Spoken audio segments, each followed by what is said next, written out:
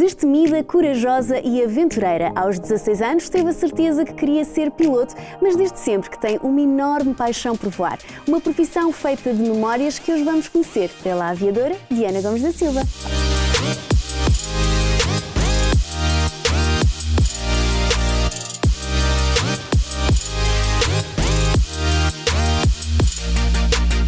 Olá Diana, bem-vinda. Olá Rita, muito obrigada. Diana, antes de tudo, eu quero tirar uma dúvida, que é piloto ou aviadora? Bom, eu sou aviadora. Ok. Qual é que é assim a diferença? Não é nenhuma diferença, eu acho que é mais a nomenclatura. Eu gosto do nome aviadora e entre nós aviadores somos pessoas normalmente extraordinariamente apaixonadas por aquilo que fazemos, que é voar um avião, seja ele qual for e de que tipo for. Por isso eu gosto de me chamar aviadora, prefiro. E quando é que surge este sonho de ser piloto, ou aviadora neste caso? Olha, eu toda a vida gostei do espaço, do céu, de voar, e por isso eu em pequenina queria ser, comecei por querer ser astronauta, que é assim uma coisa um bocado esquisita para uma menina querer ser, mas eu fascinava-me imenso o céu, uma paixão que foi muito passada pelo meu pai e pelo meu avô. Depois percebi que não havia programa espacial português e que por isso não podia ser astronauta. Tentei a astrofísica e cedo me cruzei com a aviação, quando tinha 16 anos.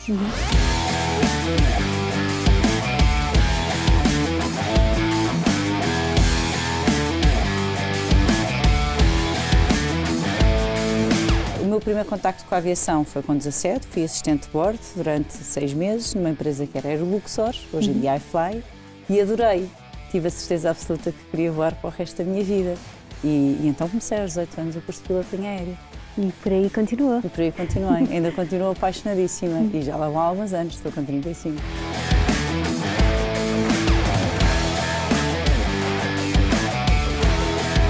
Dificuldades, tive algumas. Confesso que o nosso país é um bocadinho mais conservador ao princípio do que eu pensava e que foi no sítio menos esperado que eu encontrei as maiores oportunidades em 2012, quando fui viver para o Médio Oriente e me tornei, enfim, tive uma carreira da qual eu tenho muito orgulho lá que nunca diria, não é? Fui instrutora de Airbus com 26 anos, abri uma escola de acrobacia aérea, num sítio que é considerado um sítio bastante conservador e constrangedor para as mulheres. No entanto, para mim foi um sítio de oportunidades, por isso eu só tenho a agradecer ao Médio Oriente e tive uma vida, uns anos muito felizes. Sentiu a liberdade para poder fazer? Senti toda a liberdade, na parte profissional. Claro, claro. A parte social continua a ser, claro está, são países muçulmanos e por isso muito conservador, porque sim, tem alguns constrangimentos, os quais eu sempre respeitei, porque também acredito que eu é que quis ir viver para o Médio Oriente e como viver num país com determinadas regras, eu é que tinha que me adaptar às regras. E fazia-o, porque acho que é assim que nos devemos comportar, não é?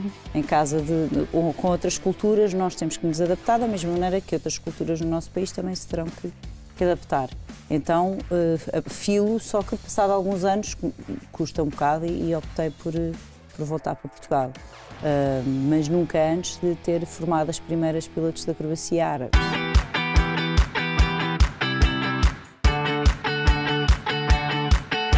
Como é que foi essa experiência? Olha, foi uma experiência que demorou alguns anos até acontecer, porque os meus primeiros alunos durante muitos anos eram só homens, não é? E como digo que eu adorei e foi uma experiência incrível, que apesar de piloto ainda é uma profissão que está muito conotada como sendo uma profissão masculina, cada vez é menos. Isto porquê? Porque há 20 anos atrás a nossa profissão obrigava-nos, por exemplo, a ter que dormir sempre fora, e muito tempo. Ou seja, quase que não era compatível com a vida familiar. Hoje em dia cada vez dormimos menos fora. Se dormimos é um dia, mas em maior parte das empresas nós fazemos voos de ida e volta, principalmente no médio curso. O que isto quer dizer é que eu apresento-me às 6 da manhã, faço um voo a Paris e volto, mas ao meio-dia, 1 da tarde, estou em casa e por isso posso almoçar com a família, lanchar com a família, jantar.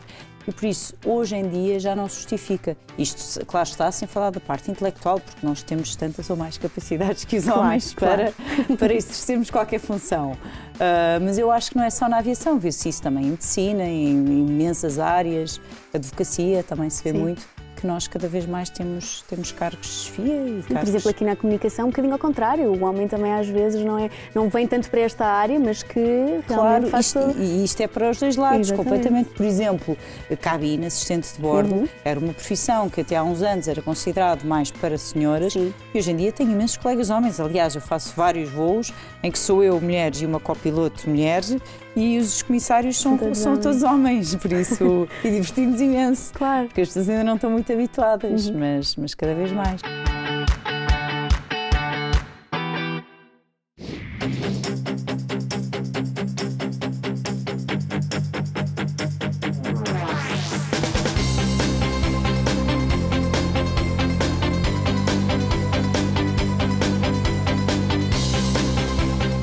E agora vamos falar das acrobacias, que eu acho que essa parte ainda é mais surpreendente. Como é que surgiu este amor pelas acrobacias, esta vontade de arriscar, não é? Então, eu acho que a minha paixão pela acrobacia era quase inevitável.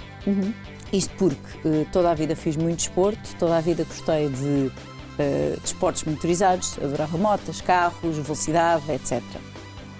E desportos radicais. Dito isto, uma vez piloto, quase que a acrobacia era obrigatória se cruzar no meu caminho. A primeira vez que fiz acrobacia, eu tinha 20 anos e um amigo meu ia experimentar um avião de acrobacia e convidou-me para experimentar. Eu, desde essa primeira vez que puxei, dizer puxar Gs, não é? Tive a certeza absoluta que a acrobacia ia fazer parte da minha vida para o resto da minha vida.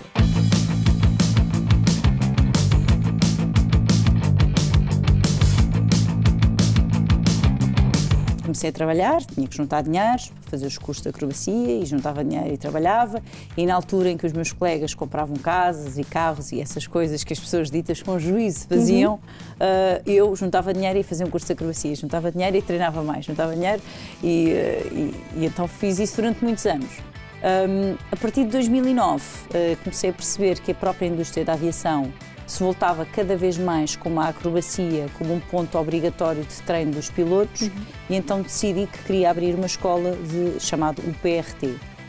Na Europa, 2009, 2010, entrávamos numa crise muito grande e era quase impossível eu fazê-lo.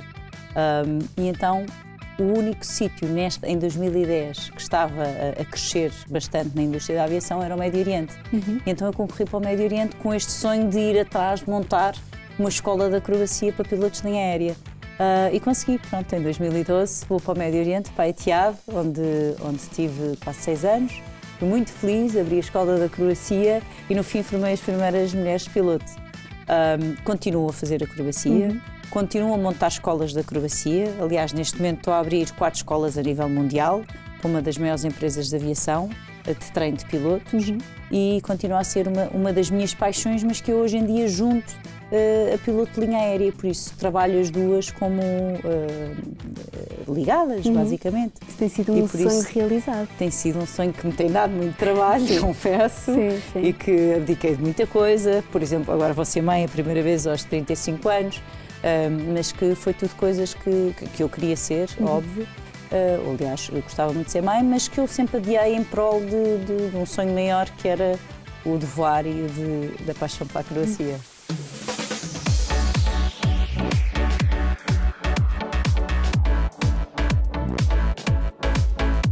E essa experiência, qual foi assim, a principal diferença que sentiu aqui em Portugal e depois no Médio Oriente? As principais diferenças era a surpresa, não é? Porque os meus colegas, muitos deles, as mulheres e as filhas, não tinham uma carta de condução. Pois era, ali. Reconheciam, mas eu tive um colega uma vez a dizer-me: sim, mas tu não és uma mulher. E eu, não, bom, eu sou... Facto. Ele, não, mas quer dizer, a tua cabeça, o teu cérebro não é bem de mulher, não é? Eu, sim, é. Não, mas quer dizer, por exemplo, tu não estás preocupada com as unhas ou com o cabelo? Eu tenho sempre as unhas impecáveis, faço sempre de saltos altos, quer dizer, trato o meu cabelo. Claro. Não tem nada a ver, nós podemos fazer as duas coisas. Aliás, nós mulheres, em multitasking, em fazer muitas coisas ao mesmo tempo, até temos uma capacidade um bocadinho superior. Verdade.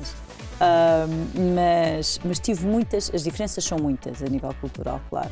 lá está, ultrapassar principalmente estes primeiros estigmas de pessoas que não estariam habituadas, porque na vida delas isto nunca foi, nunca presenciaram, nunca passaram por nada assim, nunca viram uma mulher numa posição de chefia, nunca viram uma mulher à frente do que fosse, e por isso, mas nunca vi primeiro. Eu acho que a melhor maneira de lidar com isto é perceber que nada é pessoal, ou seja, não eram surpresa ou não estavam contra a Diana, Sim. nem a favor. É diferente, era uma experiência diferente, por isso eu nunca levei nada como pessoal e tentei sempre, de uma forma o mais relaxada e simpática possível, tentar perceber e fazer entender que não, que nós temos todas as mesmas capacidades, temos é que encontrar uma paixão, procurar algo que gostamos de fazer e depois é seguir esse sonho e concretizá-lo.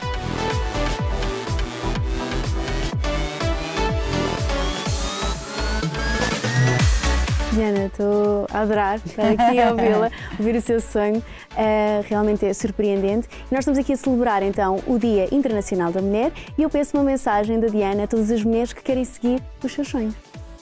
A mensagem que eu passaria às mulheres hoje em dia, que temos uma vida muitíssimo mais facilitada do que as nossas mães tiveram, que eu de certeza absoluta estou onde estou porque tive uma mulher na minha vida extraordinária que foi a minha mãe. E ainda é hoje em dia uma força da natureza. E que tanto eu como a minha irmã seguimos os nossos sonhos muito suportadas por ela. Por isso, às mães que suportem as filhas e que as incentivem a irem mais longe e a darem o melhor delas para seguirem os sonhos.